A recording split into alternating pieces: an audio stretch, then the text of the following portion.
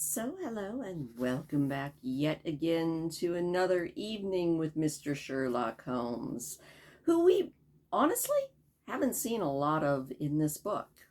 We've seen a lot of Dr. Watson, who seems to be doing all of the deducing. No doubt towards the end of the book, Sherlock is going to show up and solve the entire case and make us all feel very silly.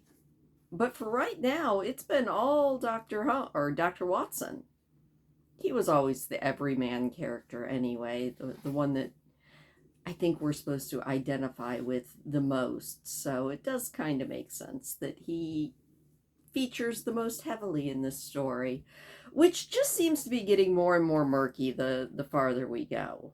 I mean, I'm still holding out that it's the brother. But my second choice, I think, as I said in the last chapter, my second choice is the crazy old lawyer out on the moor.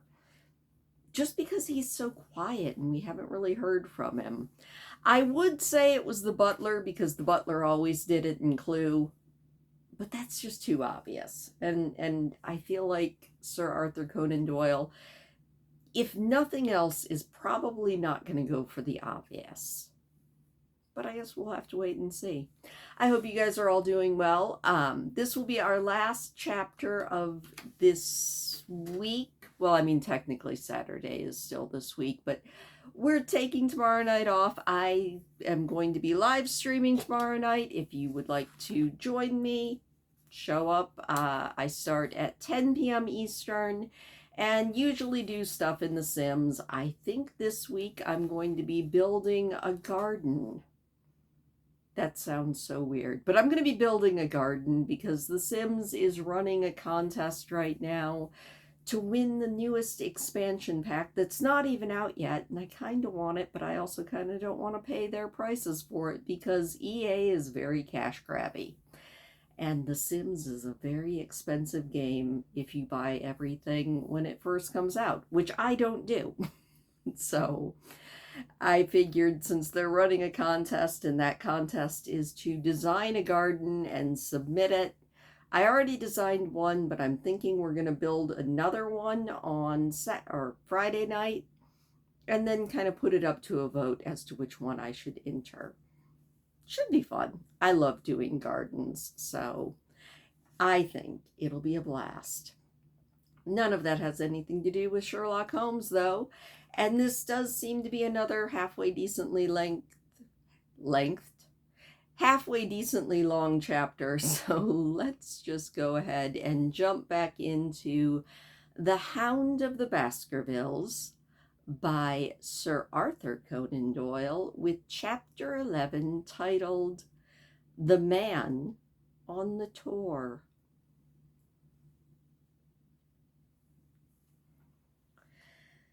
The extract from my private diary, which forms the last chapter, has brought my narrative up to the 18th of October, a time when these strange events began to move swiftly towards their terrible conclusion. The incidents of the next few days are indelibly graven upon my recollection, and I can tell them without reference to notes made at the time. I start them from the day which succeeded that upon which I had established two facts of great importance. One, that Miss Laura Lyons of Coombe Tracy had written to Sir Charles Baskerville and made an appointment with him at the very place and hour that he met his death. The other, that the lurking man upon the moor was to be found among the stone huts upon the hillside. With these two facts in my possession, I felt that either my intelligence or my courage must be deficient if I could not throw some further light onto these dark places. I had no opportunity to tell the baronet what I had learned about Mrs. Lyons upon the evening before, for Dr. Mortimer remained with him, playing cards until very late. At breakfast, however, I informed him about my discovery and asked him whether he would care to accompany me to Coombe Tracy. At first he was very eager to come, but on second thought it seemed to both of us that if I went alone, the results might be better. The more formal we made the visit, the less information we might get. I left Sir Henry behind, therefore, not without some pricklings of conscience, and drove off on my quest. When I reached Combe Tracy, I told Perkins to put up the horses, and I made inquiries for the lady who I had come to question. I had no difficulty in finding her rooms, which were central and well appointed. A maid showed me in without ceremony, and as I entered the sitting room, a lady who was sitting before a Remington typewriter sprang up with a smile of welcome. Her face fell, however, when she saw that I was a stranger, and she sat down again and asked me the object of my visit. The first impression of Mrs. Lyons was one of extreme beauty. Her eyes and hair were of the same rich hazel color, and her cheeks, though considerably freckled, were flushed with the exquisite bloom of the brunette, the dainty pink which lurks at the heart of a sulphur rose. Admiration was, I repeat, the first impression, but the second was criticism. There was something subtly wrong with the face, some coarseness of expression, some hardness perhaps of eye, some looseness of lips which marred its beauty. But this, of course, was afterthought. At the moment, I was simply conscious that I was in the presence of a very handsome woman, and that she was asking me the reason for my visit. I had not quite understood until that instant how delicate my mission was. "I have the pleasure," I said, "of knowing your father." It was a clumsy introduction, and the lady made me feel it. "There is nothing in common between my father and me," she said. "I owe him nothing, and his friends are not mine. If it were not for the late Sir Charles Baskerville and some other kind hearts, I might have starved for all my father cared." "It was about the late Sir Charles that I've come here to see you." The freckles seemed to jump out on the lady's face. "What can I tell you about him?" she asked, and her fingers played nervously over the stops of her typewriter. "You knew him, did you not?" "I have already said that I owe a great deal to his kindness. If I am able to support myself, it is largely due to the interest in which he took in my unhappy situation." "Did you correspond with him?" The lady looked up quickly with an angry gleam in her hazel eyes. "What is the object of these questions?" she asked me. "The object is to avoid a public scandal. It is better that I should ask them here than that the matter should pass outside of our control." She was silent, and her face was still very pale. At last she looked up with something reckless and defiant in her manner. "Well, I'll answer," she said. "What are your questions?" "Did you correspond with Sir Charles?" "I certainly wrote to him once or twice to acknowledge his delicacy and his generosity." "Do you have the dates of the letters?" "No." "Have you ever met him?" "Yes, once or twice when he came into Combe Tracy.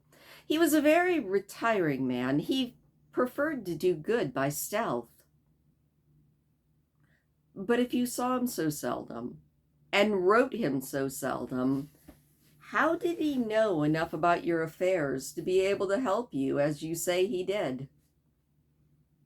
She met my difficulty with the utmost readiness. "There were several gentlemen who knew my sad history and united to help me. One was Mr. Stapleton, a neighbor and friend of Sir Charles's. He was exceedingly kind, and it was through him that Sir Charles learned of my affairs." I knew already that Sir Charles Baskerville had made Stapleton his amour upon several occasions, And so the lady's statement bore the impression of truth. Did you ever write to Sir Charles, asking him to meet you?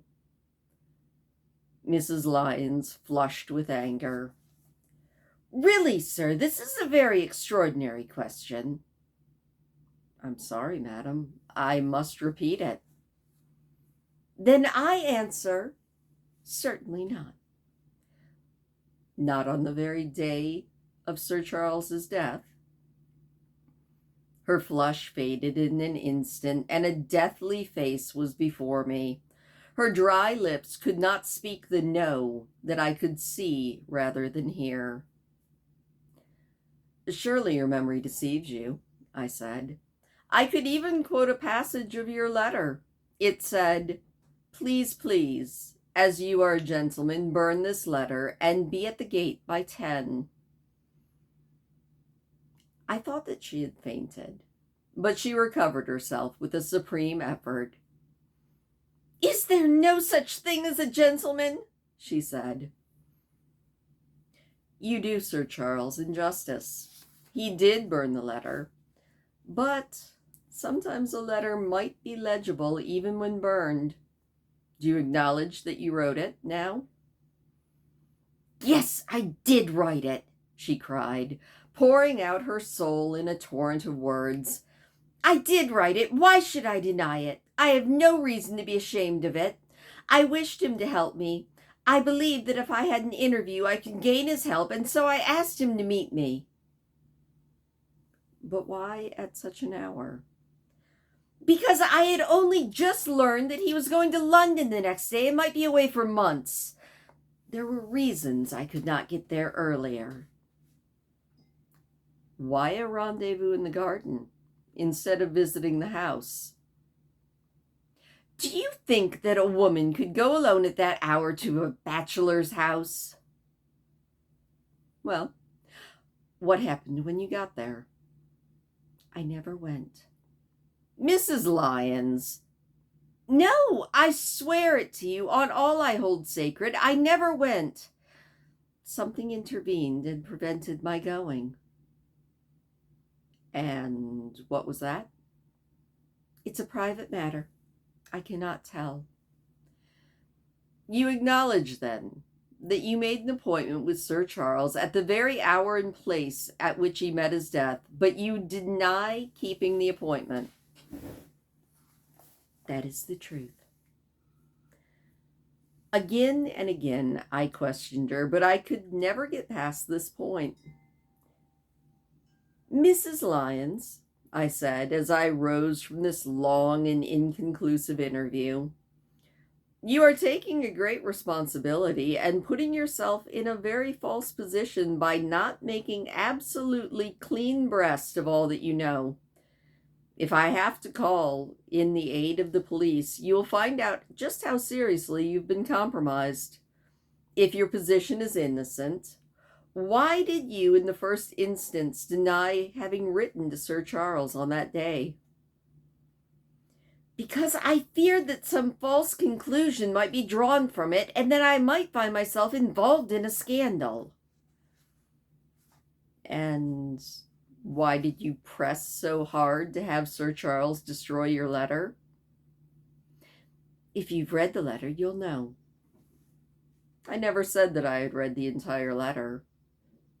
You quoted some. I quoted the postscript. The letter had, as I have said, been burned and was not all legible. I ask you once again why it was you were so pressing that Sir Charles should destroy this letter which he received on the day of his death. The matter is a very private one. All the more reason why you should avoid a public investigation, then. I will tell you, then. If you have heard anything of my unhappy history, you will know that I made a rash marriage and had reason to regret it. I've heard that. My life has been one incessant persecution from a husband who I abhor. The law is upon his side, and every day I am faced by the possibility that he may force me to live with him. At the time that I wrote this letter to Sir Charles, I had learned that there was a prospect of my regaining my freedom if certain expenses could be met. It meant everything to me. Peace of mind, happiness, self-respect, everything. I knew Sir Charles's generosity, and I thought that if he heard the story from my own lips, he would help. Then why didn't you go? Because I received help from another source. Why then did you not write Sir Charles and explain this? So should I have done if I had not seen his death in the paper the next day. The woman's story hung coherently together, and all of my questions were unable to shake her.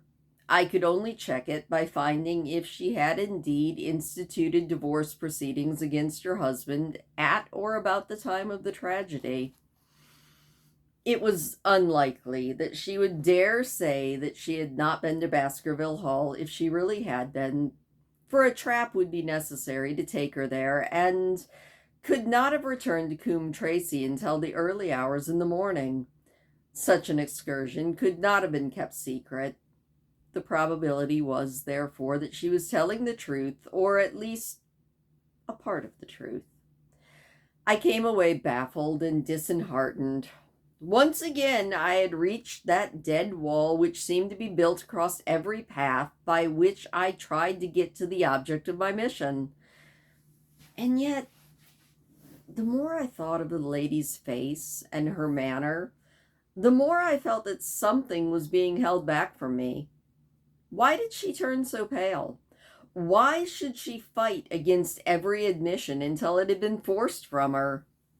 Why should she have been so reticent at the time of the tragedy? Surely the explanation of all this could not be as innocent as she would have me believe. For now, I could proceed no farther in that direction, but must turn back to that other clue which was to be sought for amongst the stone huts upon the moor. And that was a most vague direction. I realized as I drove back and noted how hill after hill showed traces of the ancient peoples. Barrymore's only indication had been that the stranger lived in one of these abandoned huts, and hundreds of them are scattered throughout the length and breadth of the moor. But I had my own experience for a guide, since it had shown me the man himself upon the summit of the Black Tor. That, then, should be the center of my search. From there, I should explore every hut upon the moor until I found the right one. If this man were inside, I would find out from his own lips, at the point of my revolver if I had to, who he was and why he had dogged us so long. He might slip away from us in the crowd of Regent Street, but it would be hard for him to do so upon the lonely moor. On the other hand, if I should find the hut and its tenant not within it, I would remain, however long it took until he returned. Holmes had missed him in London. It would be a triumph for me if I could run him to ground where Holmes had failed. Luck had been against us again and again in this inquiry, but now it came to my aid. And the messenger of good fortune was none other than Mr. Frankland, who was standing gray-whiskered and red-faced outside the very gate of his garden, which opened onto the high road I was traveling. "Good day, Watson," he cried with unwonted good humor. "You must really give your horses a rest and come in and have a glass of wine to congratulate me." My feelings towards him were very far from being friendly, especially after what I had heard of his treatment of his daughter, but I was anxious to send Perkins and the wagon home, and the opportunity was a good one. I alighted and sent a message to Sir Henry that I should walk back in time for dinner, and then I followed Frankland into his dining room. "It's a great day for me, sir. One of the red-letter days of my life," he cried with chuckles. "I have brought off a double event. I mean to teach them in these parts that the law is the law, and that there is a man here who does not fear to invoke it. I have established a right-of-way through the center of old Middleton's Park, slap across it within 100 yards of his own door. What do you think? We'll teach these magnates that they cannot ride roughshod over the rights of the commoners, darn them. And I've closed the wood where the Fernworthy folk used to picnic. These infernal people seems to think that there are no rights of property and that they can swarm wherever they like with their papers and bottles. Both cases decided, Dr. Watson, both in my favor. I haven't had such a day since I had Sir John Morland for trespass because he shot a rabbit in his own warren. How on earth did you do that? Look it up in the books, sir. It will repay reading. Franklin v. Morland, Court of Queen's Bench. Cost me £200, but I got my verdict. Did it do you any good? None. I am proud to say I had no interest in the matter, though. I act entirely from a sense of public duty. I have no doubt, for example, that the Fernworthy people will burn me in effigy tonight. I told the police last time they did it that they should stop these disgraceful exhibitions. The county constable is in a scandalous state, sir, and it has not afforded me the protection to which I'm entitled. The case of Franklin versus Regina will bring the matter to the attention of the public. I told them that they would have occasion to regret their treatment of me, and already my words have come true. How so? I asked. The old man put on a knowing expression. Because I could tell them what they're dying to know, but nothing would induce me to help the rascals. I had been casting around for some excuse by which I could get away from his gossip, but now I began to want to hear more of it. I had seen enough of the contrary nature of the old man to understand that any strong sign of interest would be the surest way to stop his whispers. Poaching, no doubt? I said indifferently. Ha, my boy, a very much more important matter than that. What do you know about the convict on the moor? I startled. You don't mean you know where he is, I said. I may not know exactly where he is, but I am quite sure I could help the police lay their hands on him. Has it never struck you that the way to catch that man was to find out where he got his food and trace it to him? He certainly seemed to be getting uncomfortably close to the truth. No doubt, I said, but how do you know that he's anywhere on the moor? I know because I've seen with my own eyes the messenger who takes him his food.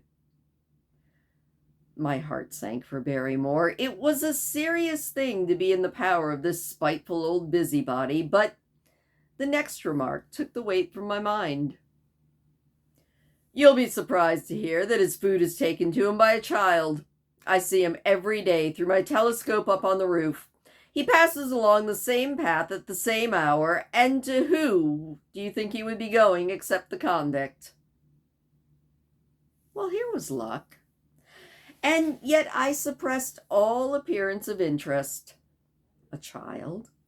Barrymore had said that our unknown man was supplied by a boy. It was on his track, and not upon the convicts that Franklin had stumbled. If I could get his knowledge, it might save me a long and weary hunt. But incredulity and indifference were evidently my strongest cards. I should say it's more likely it was the son of one of the moorland shepherds taking out his father's dinner. The least appearance of opposition struck fire out of the old autocrat. He looked malignantly at me, and his gray whiskers bristled like an angry cat. Indeed, sir, he said, pointing out over the wide-stretching moor. Do you see that black tor over yonder? Well, do you see the low hill beyond with the thorn bush on it? It's the stoniest part of the whole moor. Is that a place where a shepherd would be likely to take his station? Your suggestion, sir, is the most absurd. I meekly answered that I had spoken without knowing all the facts, and my submission pleased him and led him to further confidences. You may be sure, sir, that I have very good grounds before I come to an opinion. I've seen the boy again and again with his bundle. Every day, sometimes twice a day, I have been able— But wait a moment, Dr. Watson. Do my eyes deceive me, or is there at the present moment something moving on the hillside? It was several miles away, but I could distinctly see a small dot against the dull green and gray. Come, sir, said Franklin, rushing upstairs. You will see with your own eyes and judge for yourself. The telescope, or formidable instrument mounted on a tripod, stood on the flat leads of the house. Franklin clapped his eye to it and gave a cry of satisfaction. Quick, Dr. Watson, quick, before he passes over the hill. And there he was, sure enough. A small urchin with a little bundle on his shoulder, toiling slowly up the hill. When he reached the crest, I saw the ragged, uncouth figure outlined for a moment against the cold blue sky. He looked around with a furtive and stealthy air, as one who dreads pursuit, and then vanished over the hill. Well, am I right? Certainly. There seems to be a boy who has some secret errand. And what the errand is, even a country constable could guess. But not one word will they have from me, and I bind you to secrecy as well, Dr. Watson. Not a word, you understand? As you wish. They've treated me shamefully, shamefully, I tell you. When the facts come out in Franklin versus Regina, I venture to think a thrill of indignation will run through the country. Nothing would induce me to help the police in any way. For all they cared, it might have been me instead of my effigy that those rascals burned at the stake. Surely you're not leaving. You will help me empty the decanter of wine in honor of this occasion. But I resisted all of his solicitations and succeeded in dissuading him from his announced intention of walking home with me. I kept the road as long as his eye was on me, and then I struck off across the moor and made for the stony hill over which the boy had disappeared. Everything was working in my favor, and I swore that it should not be through lack of energy or perseverance that I should miss the chance which fortune had thrown my way. The sun was already sinking when I reached the summit of the hill, and the long slopes beneath me were all golden green on one side and gray shadow on the other. A haze lay low upon the farthest skyline, out of which jutted the fantastic shapes of Belliver and Vixen Tor. Over the wide expanse there was no sound, no movement. One great gray bird, a gull or curlew, soared aloft in the blue heavens. He and I seemed to be the only living things between the huge arch of the sky and the desert below. The barren scene, the sense of loneliness, and the mystery and urgency of my task all struck a chill in my heart. The boy was nowhere to be seen. But down beneath me, on a cleft of the hills, there was a circle of old stone huts, and in the middle of them there was one which retained sufficient roof to act as a screen against the weather. My heart leapt when I saw it. This must be the burrow where the stranger lurked. At last, my foot was on the threshold of his hiding place, his secret in my grasp. As I approached the hut, walking as warily as Stapleton would do with the poised net drew over a butterfly, I satisfied myself that the place had indeed been used as a habitation. A vague pathway among the boulders led to the dilapidated opening which served as a door. Inside all was silent. The unknown might be lurking there, or he might be prowling the moor. My nerves were tingling with adventure. Throwing aside my cigarette, I closed my hand upon the butt of my revolver and, walking swiftly up to the door, looked in. The place was empty. But there were ample signs that I had not come upon a false scent. This was certainly where the man lived. Some blankets, rolled up in a waterproof, lay upon that very stone slab upon which the Neolithic man had once slumbered. The ashes of a fire were heaped in a rude grate, and next to it lay some cooking utensils and a bucket half filled with water. A litter of empty tins showed that the place had been occupied for some time, and I saw, as my eyes became accustomed to the checkered light, a pannikin and a half-full bottle of spirits standing in the corner. In the middle of the hut, a flat stone served the purpose of a table, and upon this stood a small cloth bundle. The same bundle, no doubt, that I had seen through the telescope on the shoulder of the boy. It contained a loaf of bread, a tin tongue, and 2 tins of peaches. As I set it down again, after having examined it, my heart leaped to see that beneath it there lay a sheet of paper with writing. I raised it, and this is what I read, roughly scrawled: Dr. Watson has gone to Coombe Tracy. For a moment, I stood there with the paper in my hands, thinking out the meaning of this message. It was I, then, not Sir Henry, who was being dogged by this secret man. He had not followed me himself, but he had sent an agent. The boy, maybe, on my track? And this was the report?